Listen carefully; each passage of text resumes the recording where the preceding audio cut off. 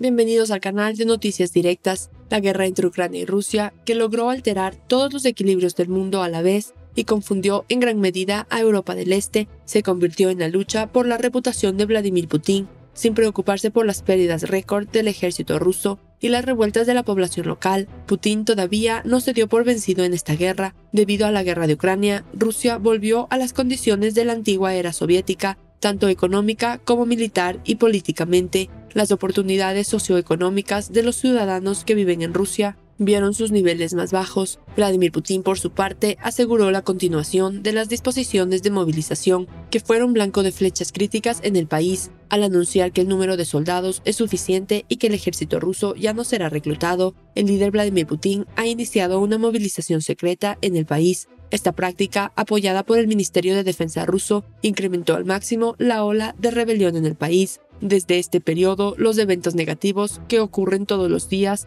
en Rusia comenzaron a formar la agenda de los medios. El proceso de rebelión, que comenzó en la capital Moscú, se extendió a todo el país con el tiempo, y los incendios y los conflictos internos y las grandes rebeliones en Rusia no cesaron. Putin casi había encarcelado a su país en un pozo oscuro y arrojó al suelo la cuerda que llegaba al pozo, que era la única solución. Ahora había caos y pánico en Rusia, y Vladimir Putin no tuvo tiempo de revertir esta situación.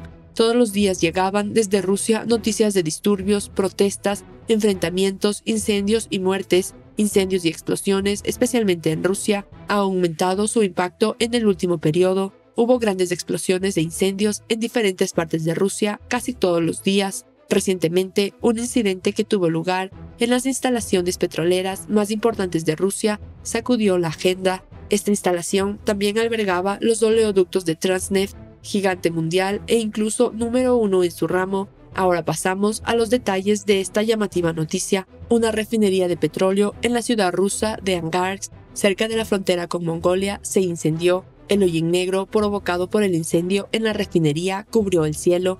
El incendio que se desató fue creciendo con el tiempo, preocupando mucho al personal de la refinería de petróleo. Las llamas eran feroces y era solo cuestión de tiempo antes de que llegaran a una zona muy peligrosa. El viento en la región aumentó aún más este peligro. Rusia estaba en llamas y este no era el primer incendio en una planta petrolera. El número de tales incendios en Rusia ha aumentado considerablemente desde la guerra de Ucrania. Los esfuerzos para extinguir el fuego en la refinería en la región de Angarsk tomaron mucho tiempo. Las llamas fueron controladas horas después. Sin embargo, aún no se ha dado detalle sobre si el fuego se ha extinguido por completo. El incendio de la refinería de petróleo tuvo grandes repercusiones en la administración rusa, especialmente en el Palacio del Kremlin.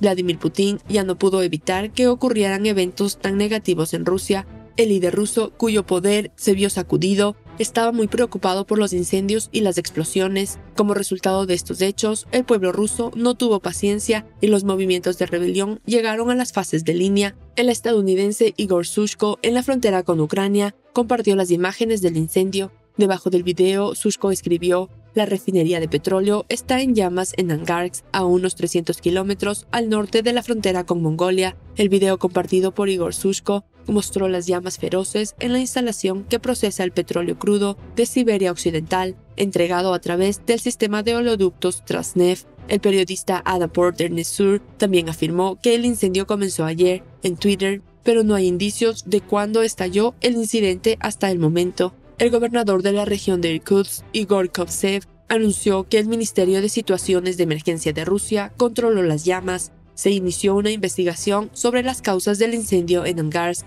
Inaugurada en 1955, la refinería estaba ubicada en el óblast de Irkutsk, en el suroeste de Siberia, y era una instalación importante para Rusia. Esta instalación en Angarsk, un centro de producción integrado donde las unidades de refinería y petroquímica están interconectadas, pertenecía a Rosneft Oil. Transneft es la compañía de oleoductos controlada por el Estado más grande del mundo, con sede en Moscú. Transneft, por otro lado, transporta alrededor del 80% del petróleo producido en Rusia y 30 productos derivados del petróleo, con más de 70.000 kilómetros de oleoductos principales. Los daños en el oleoducto de esta empresa en el incendio asestaron un duro golpe a Rusia. Vladimir Putin ha estado amenazando a Europa con gas natural y petróleo propiedad de Rusia hasta ahora. La ocurrencia de tal evento eclipsó estas amenazas de Putin por un tiempo. La agenda principal de los medios rusos fue el incendio en la refinería de petróleo de Angarsk. Desde el comienzo de la guerra, los suministros de petróleo de Rusia a Europa se han detenido casi por completo.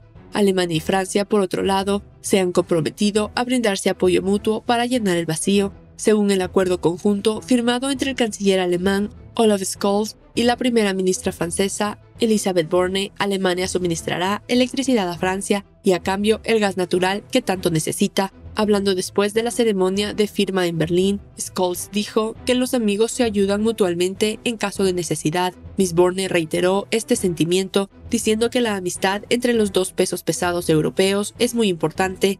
Antes de que Rusia lanzara su guerra en Ucrania hace 10 meses, Alemania dependía en gran medida del suministro del gas ruso. Desde entonces, la administración de Berlín ha intensificado sus esfuerzos por encontrar otras fuentes, incluido el aumento de las importaciones de gas natural licuado. Mientras tanto, Francia está luchando por satisfacer sus necesidades de electricidad debido a las reparaciones en muchas de las plantas de energía nuclear del país. Junto con el fuerte aumento de la demanda de electricidad en Francia este invierno, existe la preocupación de que la baja generación en Alemania y la limitada capacidad de transmisión en Europa puedan sobrecargar la red del continente. En respuesta, Francia anunció que suministraría a Alemania hasta 100 gigavatios horas de gas por día. Por su parte, Alemania ha manifestado que maximizará su capacidad de interconexión para la exportación de electricidad. Contra las sanciones energéticas de Rusia, los países europeos se han entrelazado más de esta manera. Debido a la guerra en Ucrania, no solo Alemania y Francia, casi todos los miembros de la UE se reunieron bajo un mismo techo para apoyar al gobierno de Kiev.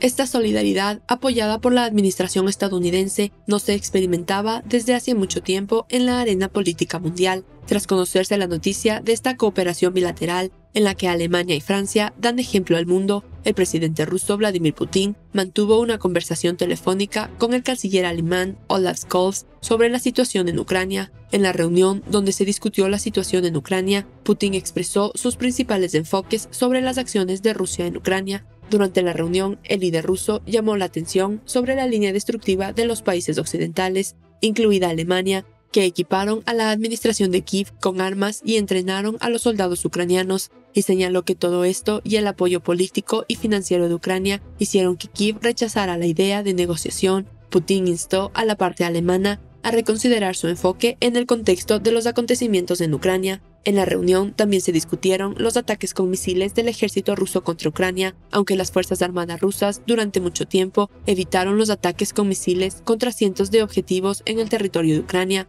Pero ahora tales medidas se han convertido en ataques provocadores contra la infraestructura civil de Rusia, incluyendo Kiev, el puente de Crimea y las instalaciones de energía. Hizo hincapié en que es necesario e inevitable. En la llamada telefónica de los dos, donde también se habló de las explosiones en las tuberías de gas natural de Nord Stream, se indicó que las autoridades rusas deben participar en el proceso de investigación sobre el ataque terrorista en cuestión y que este proceso debe llevarse a cabo con transparencia. Refiriéndose al acuerdo de envío de granos firmados entre Turquía, Ucrania, Rusia y las Naciones Unidas el 22 de julio, el canciller alemán Olaf Scholz subrayó que el acuerdo en cuestión debe implementarse por completo y deben eliminarse los obstáculos a los envíos rusos. Según la declaración compartida por la Cancillería alemana, Scholz, en una llamada telefónica con Putin, condenó los ataques aéreos de Rusia contra la infraestructura civil en Ucrania y enfatizó la determinación de Alemania de apoyar a Ucrania para garantizar su capacidad defensiva contra la agresión rusa.